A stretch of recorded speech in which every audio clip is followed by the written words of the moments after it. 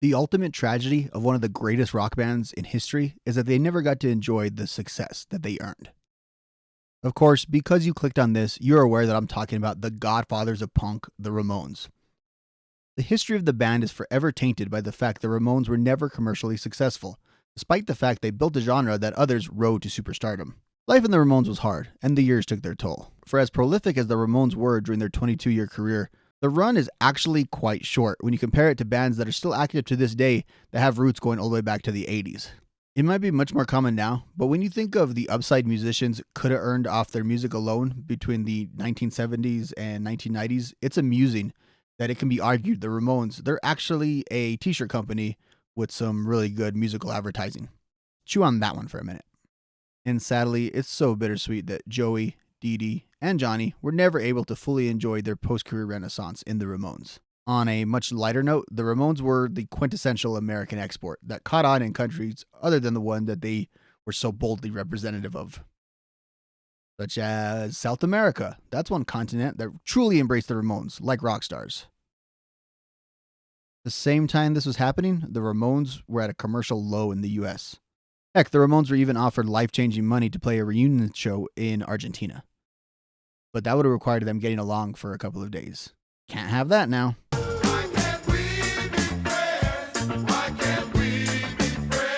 Honestly, I could go on about the ironies and contradictions of the Ramones for days. But I think there's an album that kind of represents a lot of those contradictions. And that album turns 30 this year.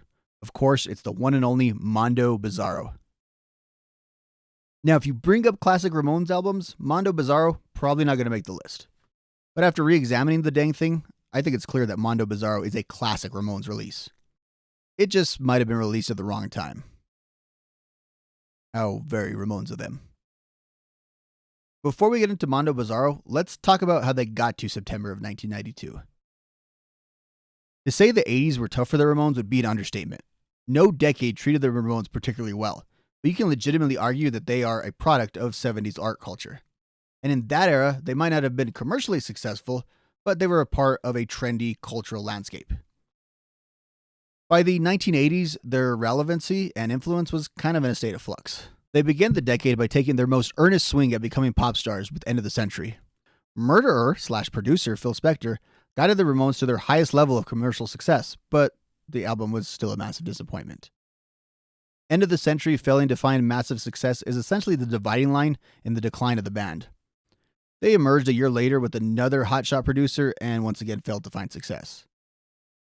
In '83, the band took another bite at the apple with Subterranean Jungle, and the results were the same.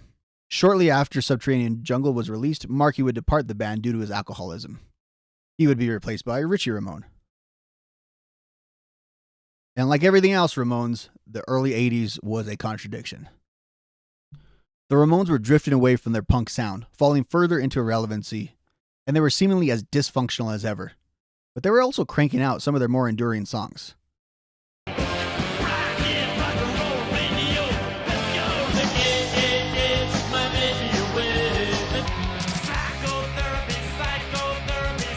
"1984's Too Tough to Die" was to be a comeback for the band. They would lean into their punk origins and even take it up a notch.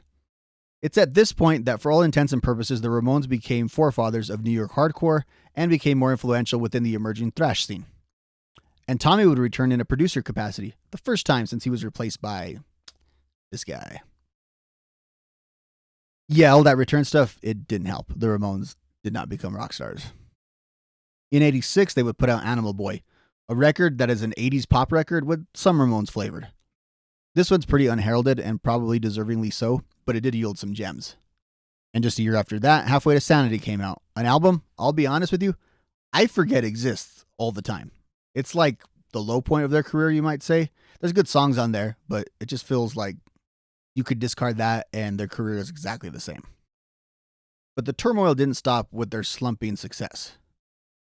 The band would actually engage in a bitter dispute with Richie, and that would cause him to walk out. You had this guy actually sub until a sober Marky returned to the fold. In the backdrop of the eternal Joey and Johnny feud and the tensions with Richie, Dee Dee was expressing himself. 10 years I've been doing the bop and I'm still not tired. I'm never gonna stop because I like what I'm doing and I'm having fun. some advice for everyone. Try and make the most out of every day and remember that drugs don't pay. Dee Dee would soon depart the band as a performer, but not before leaving us with the immortal Pet Sematary that was on 89's Brain Drain. The timeline's a little confusing, but at some point after Brain Drain was released, Dee Dee was replaced by the much younger CJ. Despite literally getting arrested for joining the Ramones, CJ was a breath of fresh air, a reliable member that the band could just kind of chill on. He was not Dee Dee in that way. That aside, CJ or anyone else could not replace the aura and songwriting of Dee Dee. No one could. But here's the thing about the Ramones. With the exception of Richie, they're like the Mafia. There's only one way out, and that's in a freaking body bag. That was my really lame way of saying that Dee Dee would pop up occasionally to contribute his songwriting abilities. At this point, the Ramones had been through several lineup changes and were actually departing Sire Records to go on their manager's vanity label. What the hell does that mean either? A vanity label? Why do we say that? The 80s were over. They had a new bass player, a new old drummer, a new label, and of course, a new decade. I don't know. In my opinion, they're probably pretty happy to be done with the 80s. Just as the Ramones were in a state of flux, so was popular music. All of a sudden, there was a thirst for heavy and alternative rock. Music that could almost universally be traced back to the Ramones. The band really thought they had an opening here. It figures that if the music they pioneered is finally becoming profitable, the Ramones would get to wet their beaks a little. Well, we'll talk about that a little later. Instead of the Ramones releasing a spiritual successor to Too Tough to Die or continuing with their 1980s pop material, they put out Mondo Bizarro. In my opinion, a traditional Ramones album with some contemporary influences. I think the reputation of Mondo Bizzarro is that it emerged in an era where the Ramones were seeking out a heavier sound as they were keeping up with the times. But when you dig into the album, you find that it maybe fits better into their 1970s catalog. The album opens with a hilariously named Censor Shit, a statement on the PMRC. What a relic that is right now. I know earlier I said they didn't really lean too hard into the hardcore punk element on this album, but songs like Censor Shit, Anxiety, and the amazing Cabbies on Crack are just great punk songs that pretty much fit into any era of the band, but really good in the early 90s.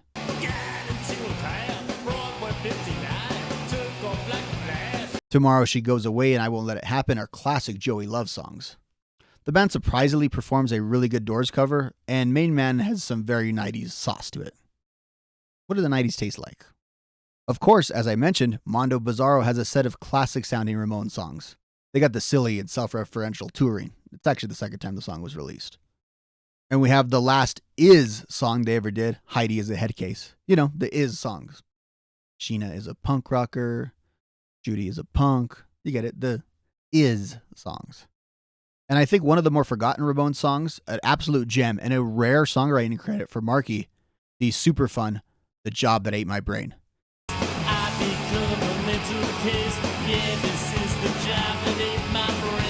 That's like the most repeatable song on here, as far as just like a fun Ramones song that once you get you in that Ramonesy mood, listen to that one. All of those songs alone make up a pretty solid Ramones outing. But the songs I haven't talked about yet, those are the ones that put this absolutely over the top. And these songs underscore some of the changes that the band was going through. First up, let's talk about It's Gonna Be Alright. A rare ray of sunshine in what was becoming an increasingly dark catalog. It's a song that feels like a genuine response to all the turmoil that I mentioned before. It's a love letter to their fan base, and a nice introduction to CJ.